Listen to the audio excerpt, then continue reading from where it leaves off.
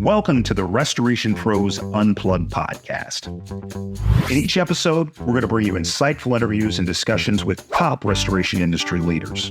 We're also going to delve into their business, the strategies that made them successful, and most importantly, the valuable lessons they learned along the way. I'm your host, Clinton James. I'm also the Chief Marketing Officer at Water Restoration Marketing. We're a digital marketing agency dedicated to helping restoration companies nationwide secure more high-value water jobs. Now, this show, it aims to provide you with the knowledge and tools you need to excel in the restoration industry. So sit back, relax, and enjoy the show.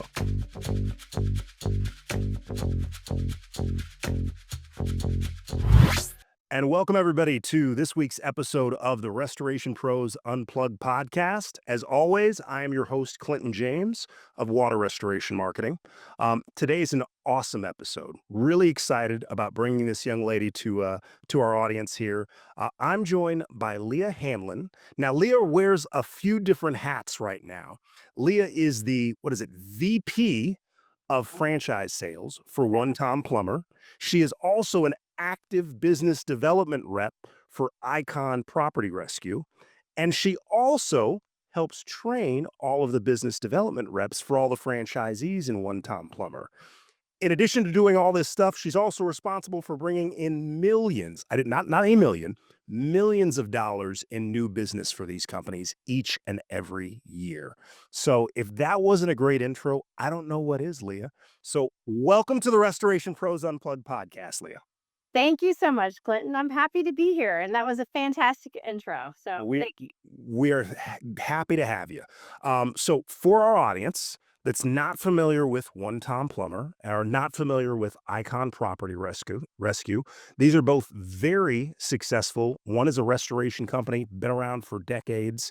The other is a franchise that's been around for 7-8 years now, that sets up franchises, restoration companies, with a plumbing franchise to help them chase commercial restoration business. You nailed it. All right. Before we talk about the businesses, let's talk about Leah. So, Leah, tell us how you actually got into restoration in the first place. Well, that's not an amazing story by any stretch of the imagination. It was truly just an introduction from a friend who happened to know Rocky, know that he was a great entrepreneur, great business owner. He was looking for a business development rep. She knew I was in the market for something different. I had come from the world of media, advertising, radio and television and outdoor. I wanted something different, but sales was my passion. So anyway, it was just an introduction. I really didn't know anything about the restoration industry before walking into it. Okay. So you get hired on by Icon. What's the first hat? What's the first role that you wore in the restoration industry? So it was business development, but my first priority of targets, if you will, was plumbers. So when I was first hired, it was go after plumbers, try to get them to refer you water mitigation jobs. That is an age-old way to build a restoration business, right? Because a lot of the times when a homeowner or a business owner has some kind of emergency water damage, their initial thought is, hey, I need to get a plumber in here, right? Yep. All right, so tell me a little bit about your experience getting out in the field and courting these plumbers to send you referrals. Yeah, it was good. I didn't love it. I'll be perfectly honest. It was, I quickly transitioned out of that and I can talk about that in a second. But, that was a hard business to go after, because everybody in the restoration space was also paying plumbers to refer business. And so it really became very competitive on who's going to pay the most money to the plumber. So there didn't seem to be a lot of loyalty there. And I felt like the plumbers didn't really care about the customer enough to make sure they referred him to the best restoration company. So, it just kind of gave me a feeling. I didn't love it. I get it. It's an ick. And I work with restoration companies in some of the biggest markets in the country. And these guys have been doing this for 30, 40 years, right? And they remember a time when you had a relationship with a plumber and that plumber would refer business to you and you would refer business to that plumber. There was no Yeah. monetary exchange, right? Right. And now it's a more competitive landscape, and these plumbers are being offered 500, 1,000, $1,500 for these water damage referrals, and restoration companies are willing to pay them. So it's definitely a different landscape there. And you're right. In these really competitive markets, like where you guys are at in Ohio, Mhm. there's not a lot of loyalty to go around. No, there really wasn't. So it was tough. We then kind of switched gears, as a restoration company. We said, okay, why don't we start doing more large loss rebuilds? Let's go after, large loss fires. Let's join all the, TPA programs. Let's call in insurance agents and adjusters. So that kind of is where I shifted my focus for a number of years, calling on adjusters and actually calling on fire departments. We had created a division of Icon at the time. It was called 859 Board Up, which is it is what it says it is. It's a board up company that was created to compete head to head with 1-800 Board Up. Mhm. And we had that in our market. Okay, so walk me through what that process looks like going into. Are you literally going into the firehouses? Are you calling? What's that sales process? Literally walking into the firehouses. So it probably had about 250 firehouses in the Cincinnati metro area that I was calling on. And it was just going in, and a lot of time, the way to any man's heart is food, right?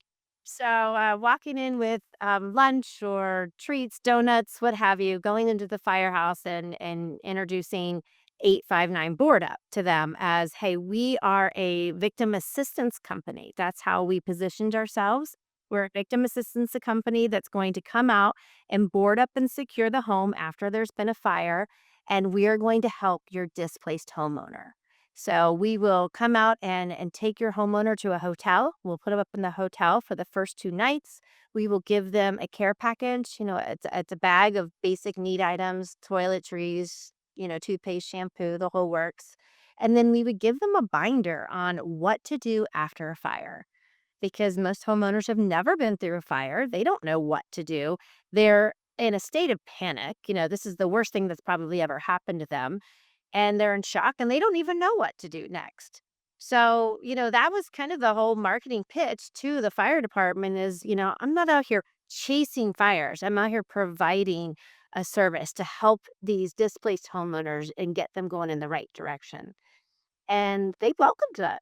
I was going to ask, what kind of success did you have going into a firehouse, pitching I don't know, the chief or whoever is responsible for that, talking to the various members of the fire department there? What did that mean to you guys in terms of additional business? It was amazing, honestly. I don't even know how to put it into words, but we went from a company that we weren't doing large loss fires at all. I mean, we were, our revenue numbers very small. We were a mold and water company, and then we very quickly became into a full service restoration company, doing it, from start to finish, from board up to water mitigation to demo structure and cleaning, and all the way out to the rebuild. And so it definitely changed the trajectory of our business, and the fire departments were very receptive. I got a few, roadblocks in the beginning because they felt like we were just a restoration company and we were chasing fires, right? And I made it very clear to them that I was not going to show up on their fire uninvited, that I was here to provide a service. So the relationship was with the fire department. And if they called and wanted our services, I would come out and help the homeowner.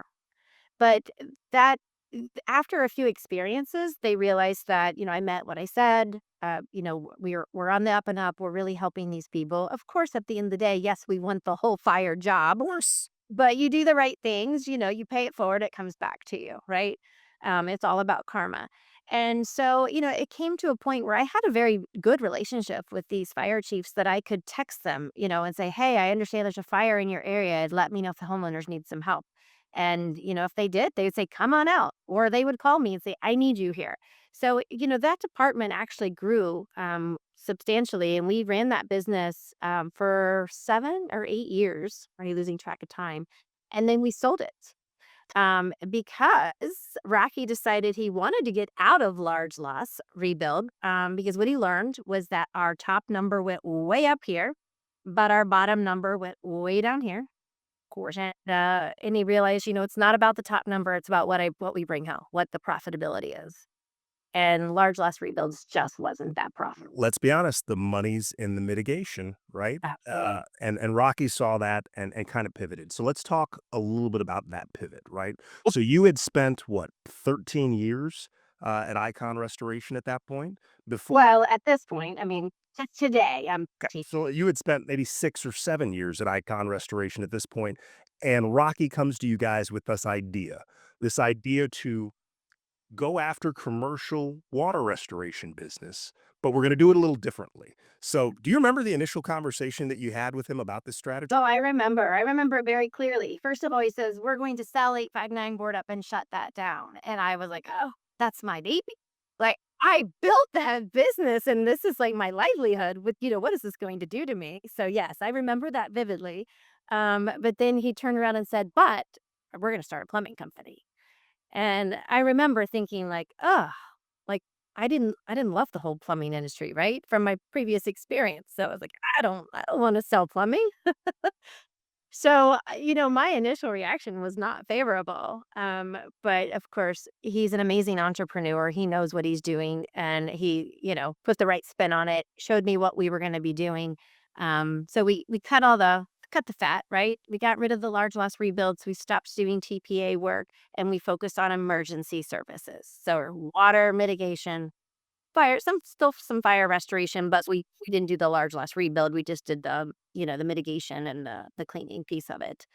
And then I guess that was the focus then. So let's just focus on what's profitable, right? And what we learned too during this transition or prior to this transition, he knew that commercial work was the place that he wanted the business to go. We were about 80% residential and only doing 20% commercial work. So I'm like, how do we get into the commercial space? So with the few commercial customers that we already had relationships with, we started talking to them. Like, what do you need? What are you missing? And we actually heard from them that where the failure was in the plumbing industry is that nobody's truly emergency response. And so they said, if you could do in plumbing what you do in restoration, you'd have a gold mine. Our business model in restoration is to arrive on site within 59 minutes and we're there and working. We're not sending a spotter. We're not scoping in, estimating it first. We arrive and we get to work. We're, the hero saving the day.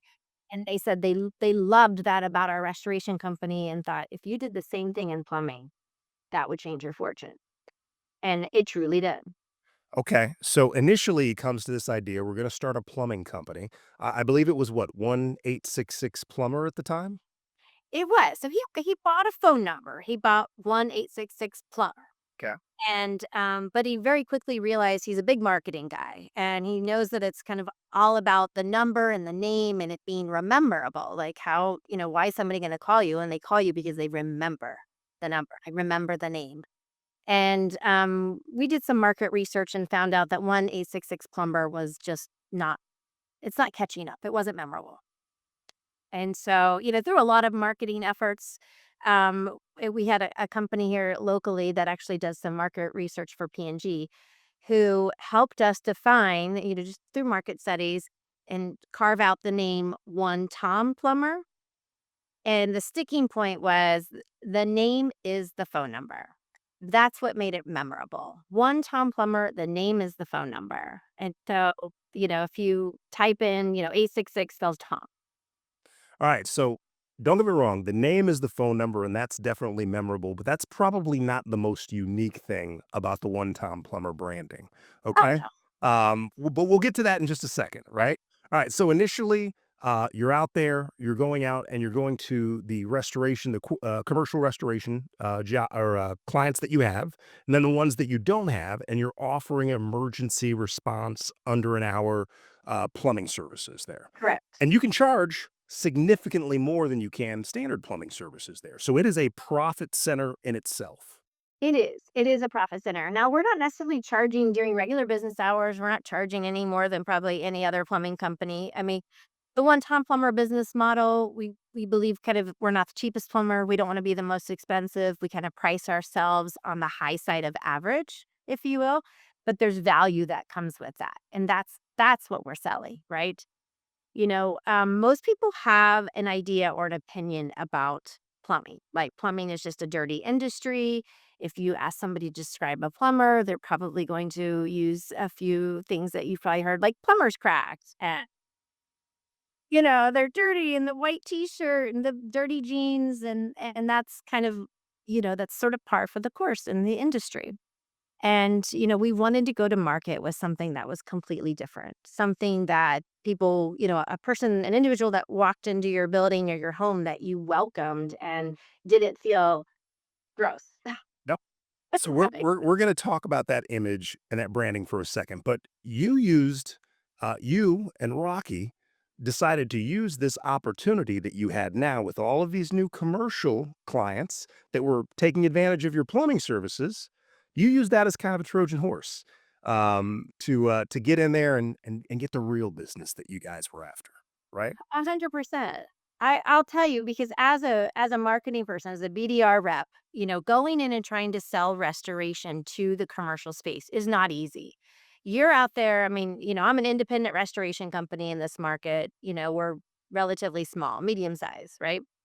But we're in there competing with ServPro and Belfour and Paul Davis and all the national brands across the country who have contracts in place already with a lot of these management companies like Cushman and Wakefield and CBRE.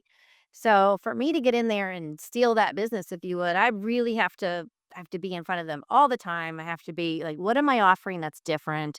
What's my differentiator? I've got to build the best relationship. So it's a challenge. And I was making strides. I had commercial work, but my fortune really did change when we started with One Tom Plumber. Because then I had not only did I have another reason to walk in the door, but I had something that I was offering that they needed right now. I mean, I can walk in the door and walk out with a job. You can very rarely do that in restoration. No, no, I'm guessing, whether it's a restaurant or a medical facility, they have a lot more plumbing needs on a day-to-day and week-to-week basis than they do emergency water damage or restoration needs. 100%. So you stay top of mind with that commercial client. And honestly, sometimes those plumbing calls end up being restoration calls. And guess who happens to already be there? Yeah. It truly is magical. And the nice thing with everybody who is part of our franchise network, they are also restoration owners. So we encourage them for them to hire a BDR person to go out and represent and sell both plumbing and restoration. So, I mean, if you can see me, I've got the One Tom Plumber logo on my shirt here on my chest, but I have the restoration logo on the sleeve of my shirt. Love that. Right? My business cards are dual branded, my company vehicles dual branded, my marketing materials that I take in are dual branded. So everything that I do screams plumbing and restoration. So I'm selling both companies at the same time.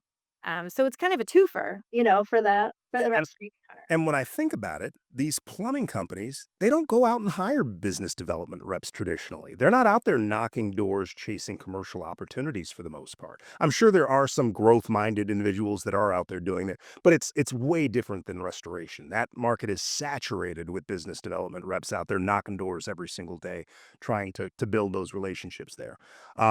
So you guys start One Tom Plumber. You're also still working in Icon, right? And let's talk about the hats that you're currently wearing. So you're currently still in a business development representative role with Icon Property Rescue. Yeah, and not only Icon, but One Tom Plumber Cincinnati. So we have a franchise location here in Cincinnati, which is right next door to Icon. So I'm out there selling both One Tom Plumber Cincinnati and Icon Property Rescue to my commercial clients Love that. Love that. on a daily basis. So that's the everyday job. Okay. So that's takes up 40, 50 hours of your week. But in addition to doing that, Rocky has you doing some other tasks around One Tom Plumber, helping to grow that enterprise. So let's talk about is the way I see it, the two main functions that you're servicing in One Tom Plumber outside of being an awesome business development rep, right? So you wear the hat of VP of franchise sales, right? So these restoration companies that are interested in making that investment, part of it is having a conversation with you so that you can paint the picture of what it's like to go into these commercial restaurants or commercial establishments and sell them emergency plumbing services and then constantly be in front of them and turn those relationships into restoration It opportunities. is. I mean, that is exactly what I do, and that's why Rocky asked me to help him on this endeavor because it makes perfect sense. I live it every day. I understand what it's like to try to be in restoration and sell restoration. So, and I've seen the difference and the change it had in my business portfolio. My book of business just grew enormously when I was able to go in and offer something that they needed, emergency service plumbing. So that's why, I maintain this. First of all, I have a great book of business and great relationships that I don't want to walk away from. But it's very helpful to those restoration owners when I'm talking to them to say, I live this. I know what your BDR reps are going through and I know how to help them. So because of that, I am selling the franchises, but I also do sales training for those franchisees. So, part of our business model is we do require the franchisees to have at least one BDR. So they need boots on the ground. You're not going to grow in the commercial space if you don't have somebody out there knocking on doors and building those relationships. Then you're not going to just get that business from Google, right? It doesn't come. Trust me, I've tried. It doesn't work, does it? It's a little harder to get commercial opportunities through digital marketing. Definitely a lot easier if you've got boots on the ground in that market going out there and Boots on the soliciting. ground is the key. It is the key. And so I also will train those individuals. So when a restoration company comes to us, comes on board, buys a one-time plumber franchise, I do the training. Well, not just me, but me and my team do the training for those business development reps. So they will literally come here to Cincinnati for 3 days. And each day we will put them in a car with a different salesperson and we show them what it's like. Like that we call it the power of the plunger. And I'm not kidding you, this is like the golden ticket. It is like pulling the sword out of the stone. Like, Okay. you walk in with a pink plunger, people look at you like you're insane. I mean, I'll give you that. They're like, "Why are you walking around with a pink plunger? What's up with the pink plunger?" But you know what it does? It breaks the ice and it generates questions and conversation and it opens the door. So you have to take a pink plunger in everywhere. But I literally train them on how to walk in the door with a pink plunger, how to start talking about their service, like their plumbing needs and how we're an emergency service plumbing company. And I build the relationship first on the plumbing side before bringing the restoration into it. Okay. So, a lot of our audience had an opportunity to listen to Rocky and I's interview, find out a little bit more about the one Tom Plumber opportunity. I think if it's a good fit based on Rocky's criteria, I think they should. I definitely want to encourage them to reach out to you guys and find out more about the franchise opportunity. I do want to give our audience that unfortunately, for whatever reason, is just not a good fit for one Tom Plumber, but does want to get more commercial business. I want to peel back the layers from the insight that you have for doing this for the last 13 plus years, right? So if I'm a restoration company and I'm going out and I'm looking to hire a business development rep, what are the key characteristics that I should be looking for in the right person that's going to go out, do the work, create the relationships, and generate the revenue, the commercial revenue for my business? So there's a couple of things. I mean, first off, generally, you're going to want somebody that has some type of sales experience already. There's a rejection factor that's in there, and you've got to hire an individual that's not afraid of rejection. So if they've done sales in the past, they hopefully are over that hump, right? But more than anything, I know restoration owners. I say they're all like Rocky. They're all very busy. Most of them have ADD. Sorry, guys. But, they don't have the time to manage and lead a salesperson. So, what you really need is an individual that is just driven and self motivated. So, look for somebody who's already been doing sales, but commissioned based sales. Because that's the key. If you hire somebody and you just put them on a salary, they get comfortable, right? And you don't work that hard because it doesn't matter how hard you work, you're gonna make the same amount of money, right? I've Oh, hired salespeople in the past, and I would agree with you. The best ones are the ones that are hungry and monetarily motivated, right? yeah. All right. So, couple things for the audience. When you're going out and you're looking to hire a business development rep for your restoration company, make sure you go after somebody that has some sales experience. And I think it's important what you said. They've got to have thick skin. So it probably shouldn't be someone that only is sold over the phone or only takes walk-ups at a car dealership, right? You need somebody that's got experience going out door to door, business to business, and soliciting. I don't care whether it's telecom services, security cameras, whatever it is. They just have to have experience doing that in that environment. Because man, that's a whole different level of rejection that people. It really is. I mean, it's difficult, and I'll tell you, I mean, I don't do it today, or I'm not nervous today, but for many years, you get the butterflies in the stomach every time you're about to walk into a business, because what is that reaction going to be? And you really just have to overcome that, and honestly, I think what changed it for me was this pink plunger, because it's funny and it's unique and you can make jokes with it, that it breaks down that fear that the salesperson has of walking in and what that response is gonna be. So, it's a great tool for that, and so you do need to have the thick skin, you can't be afraid of being rejected, um, but the other thing is that people need to keep in mind is you're not out there selling copiers. You're not selling something that somebody doesn't need. You're you're not selling anything, to be honest. What you're selling yourself. You're selling a relationship, because they just want a reliable, responsive company to help them in their time of need. And that's what you're offering. You're not trying to get them to sign a contract on the dotted line for something they don't need. Yeah. It's a service you're providing. Yeah. Another thing you mentioned that I think is really important for the audience to understand is as a restoration business owner, you probably are wearing a bunch of different hats. And the last thing that you have time to do is actually micromanage a salesperson that's going to be spending the majority of their time out in the field. So you have to find that person that is self-motivated, that's going to do the work, knock the doors, spend do the time out in the field, right? Not sit at home on their couch and pretend they went out there and prospect that afternoon there. So, Exactly. um, any I won't say experience, but do you traditionally see that because I'm sure you see tons of business development reps that your franchisees are bringing in on a regular basis there. Can you see a prospect and say, hey, they're going to be a rock star, or see somebody and say, I think they're going to struggle? I totally can, and I tell the stores all the time, I'm like, "If you're interviewing somebody and you're not sure about them, send them in for a day, a ride-along day." I'll be able to tell you by the end of the day, because if they're shadowing with me and they're going out with me and we walk in the door and I start conversation and they just stand there like a wallflower and they don't engage, they're not gonna make it.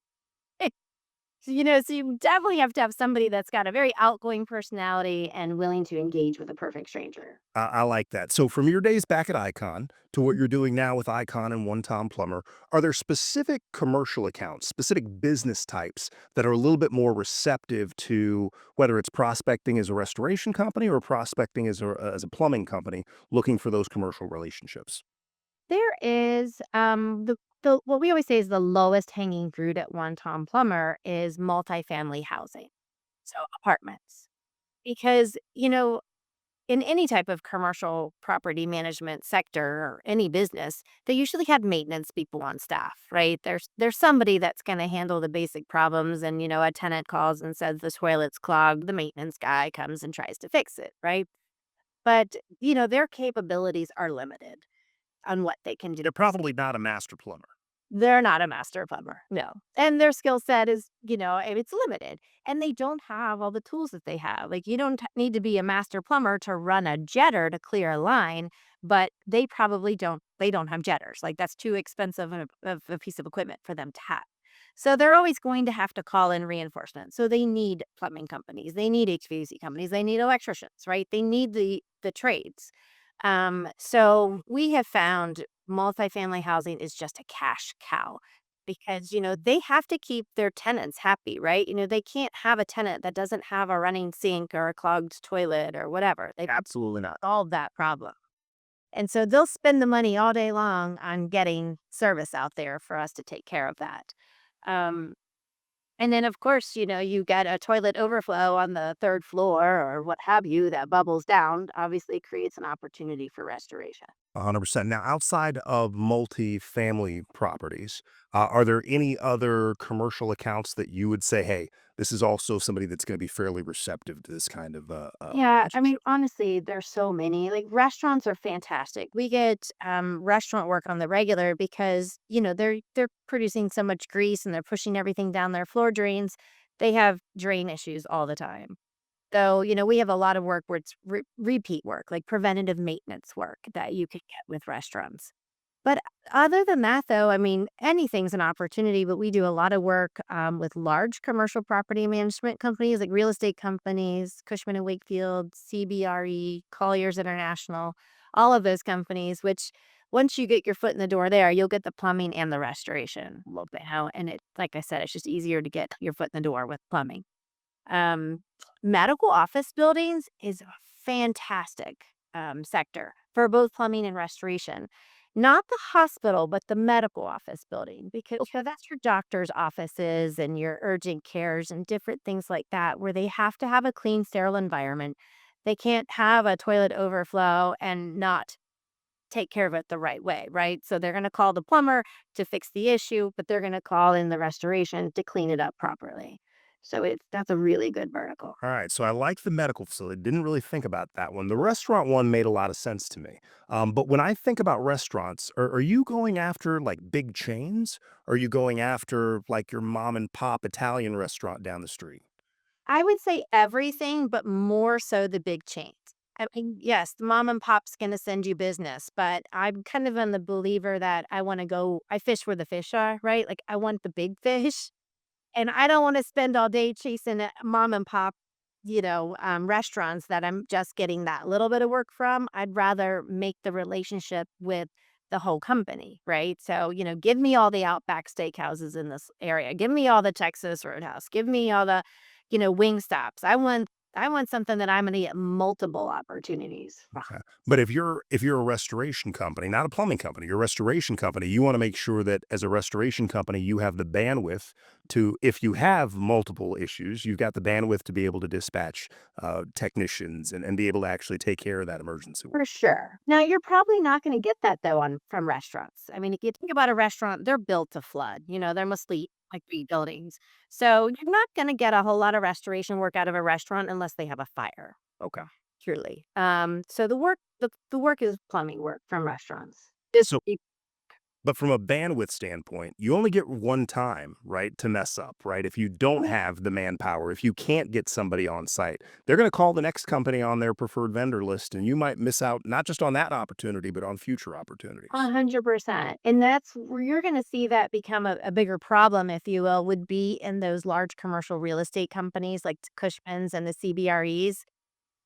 They don't they typically won't deal with that smaller independent restoration company because of that. They have one opportunity, if they have a 19-story building and 6 floors are flooded, they can't bring in a small restoration company to mitigate that if they don't have the bandwidth, they don't have the staff and the equipment to handle it. So that's where, when we're vetting restoration companies to come into this franchise model and buy a one-time plumber, we want to make sure that the restoration company is set up for that, that they've got enough trucks, they have enough technicians, they have enough equipment to handle that because you do only get that one chance, and if you burn it, that sucks. 100%. All right. So a little bit more for our restoration owners that are not in a position to go out and get a one-time plumber franchise at this time, but they do want to chase some commercial business like you were doing or continue to do for Icon.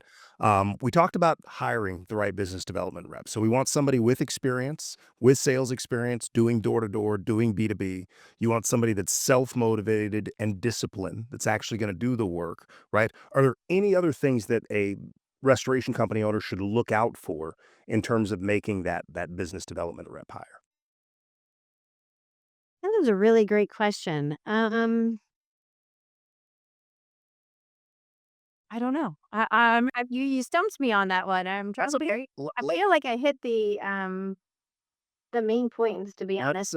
Let's frame it a different way, right? So a restoration company goes out there, they hire somebody, they're young, they're hungry, they've got business to business sales experience, but they notice, hey, it's been 30 days, it's been 60 days, and I'm not necessarily expecting a bunch of jobs coming in, but I'm expecting at least conversations and relationships to be established. What are the KPIs that that restoration company should be looking for in terms of that business development rep? Because you can't necessarily, it's not the business development rep's job to create the restoration need. It's just a relationship, right? Absolutely. So I think KPIs and measuring them, you have to do it based on activity level. Because as you said, you cannot control when that next water loss is going to be in that building.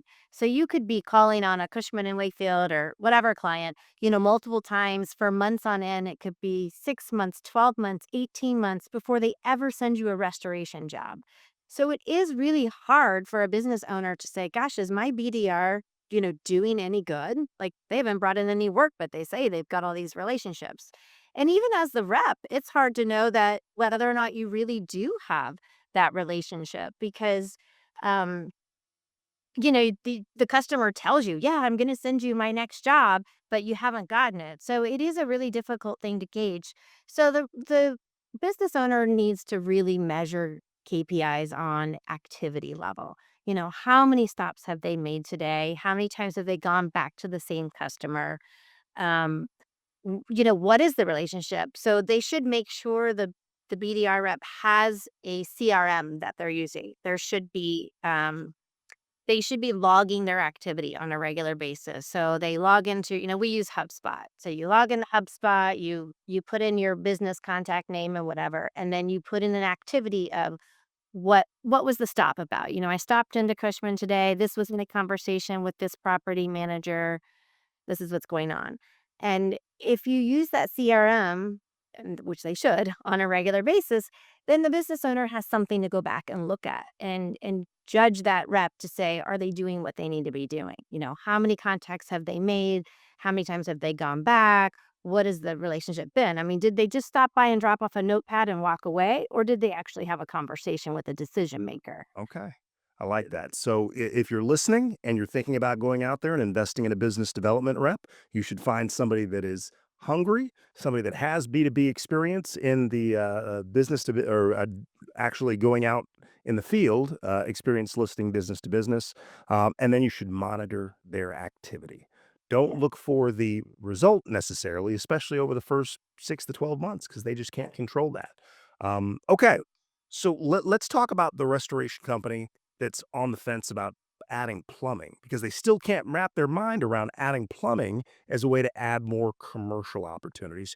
I know you guys are on knocking on the door on 100 franchises right now, right? Right. All right. So I'm sure you have probably talked to a large majority of these new franchisees, right? Oh, yeah.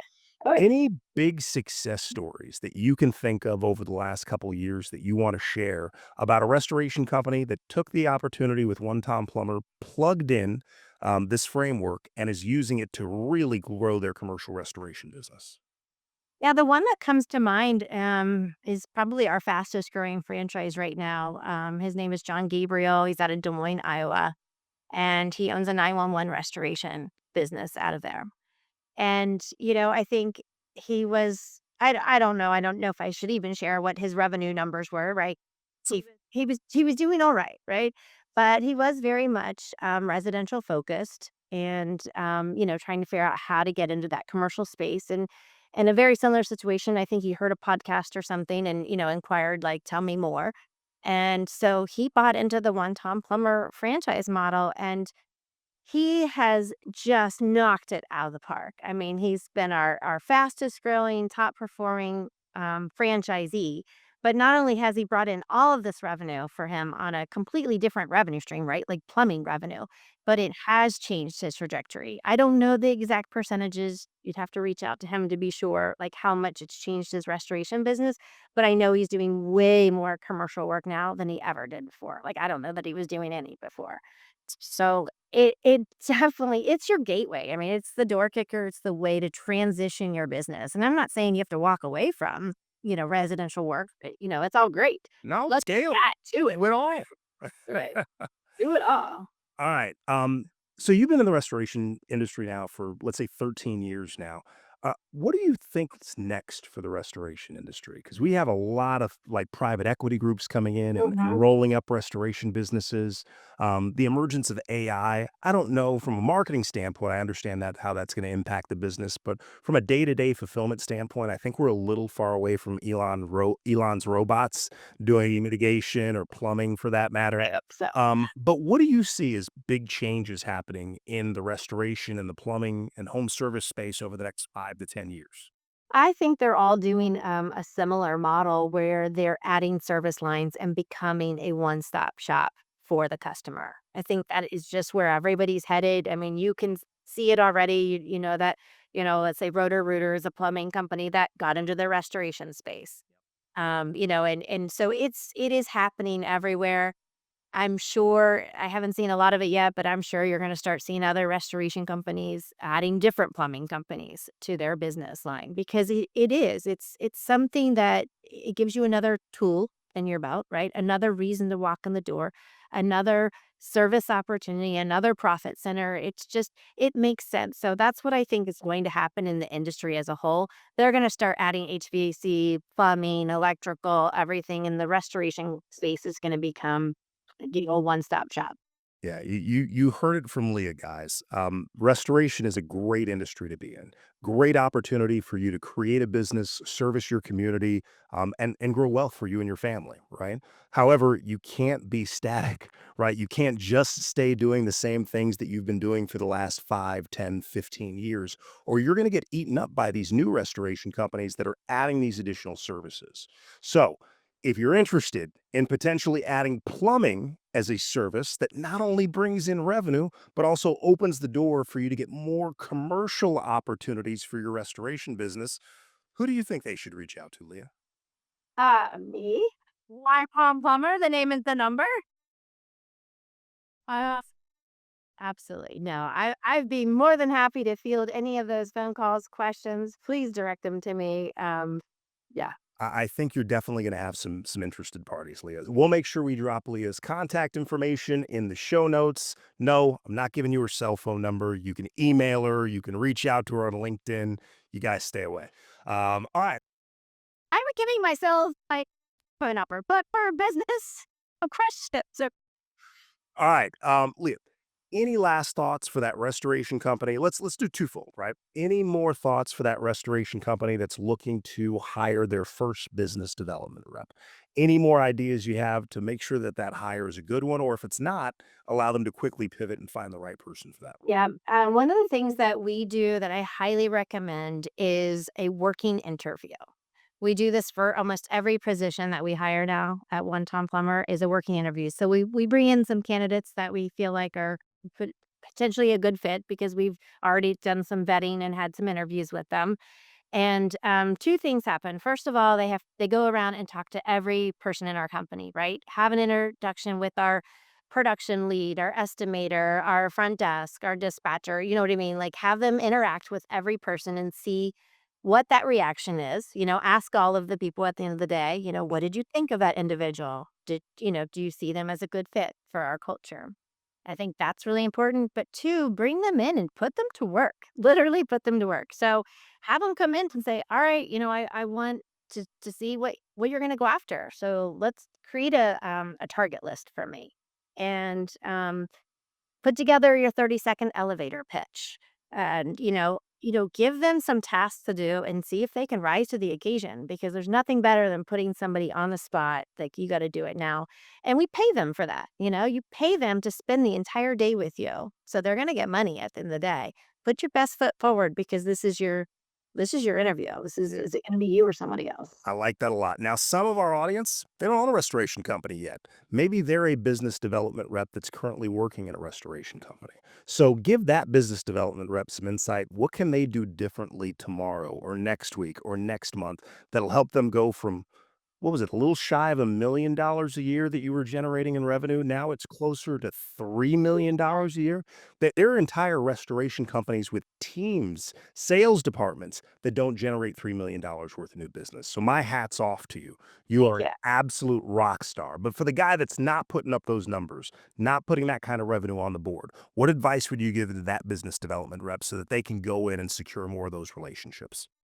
They need to get creative and think outside the box, and I know that's so cliche and everybody says that, but, you can't be the same as everybody else and just walking in with a business card and a notepad, like, what does that do for you? Get creative. Do a lunch and learn event. Invite them to your space. We did one just last week where we invited a bunch of different property managers, maintenance technicians, anybody, basically, admins, whoever, inside different commercial companies. They came to Icon and we did a lunch and learn and we walked them through what it looks like to do water mitigation and mold remediation and set expectations and showed them equipment, educated them. And I facilitated that. I didn't hold the class, if you will, but I'm like, hey, this is what I need to do. So then I put together a flyer and I went out to all of the different businesses and property managers. And I said, hey, we're going to host a lunch and learn. We're going to provide free lunch and an educational opportunity, bring you to our office, give you a tour. And they're very receptive to that. They want to get out. They think that's great. They get free lunch. Everybody loves a free lunch. Absolutely. And in that day, we had 22 people last week and we got 2 mold jobs that day. So love that. Wasn't expecting. Pays for itself. Coverage of pizza. Oh, just get creative like that. I mean, we do lots of silly things. We'll buy a cooler.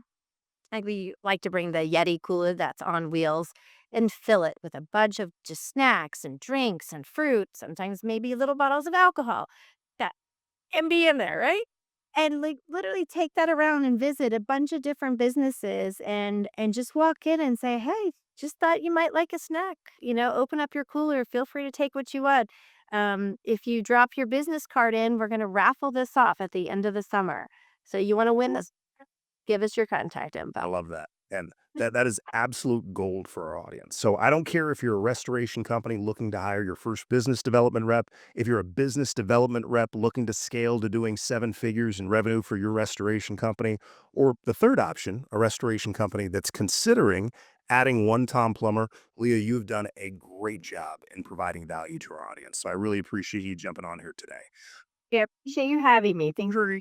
For our audience that stick around, we really appreciate you guys. Make sure that you follow us on social, like our content, subscribe, and if you so choose, maybe leave a nice 5-star review. Thanks to our friend Leah, who just gave us some great knowledge there. If you're interested in finding out more about adding one Tom plumber to your successful restoration company as a way for you to get more commercial opportunities, we're going to put Leah's contact information in the show notes so you can reach out to her directly. She wears a number of hats, and one of those is VP of Franchise Sales for One Tom Plumber. So, Leah, again, thank you for providing so much value to the audience. You are welcome. Pleasure was mine. I had a great time today. Thank you, Clinton. Awesome. Thanks again, folks, for sticking around. As I always say, I want all of my restoration folks to stay busy, stay dry, and most importantly, stay profitable out there. So, all right. Thanks, Leah. We'll see you guys again next week with another episode of the Restoration Pros Unplugged. Thank you. Bye. Thank you for listening to the Restoration Pros Unplugged podcast. If you like what you heard today, be sure to subscribe, share, and also leave us a 5-star review. We'll be back with more interviews and discussions with restoration industry leaders really soon. In the meantime, if you're a restoration company looking to add more high-value water jobs, you can reach me and my team at waterrestorationmarketing.net. Again, that's waterrestorationmarketing.net. I look forward to hearing from you soon.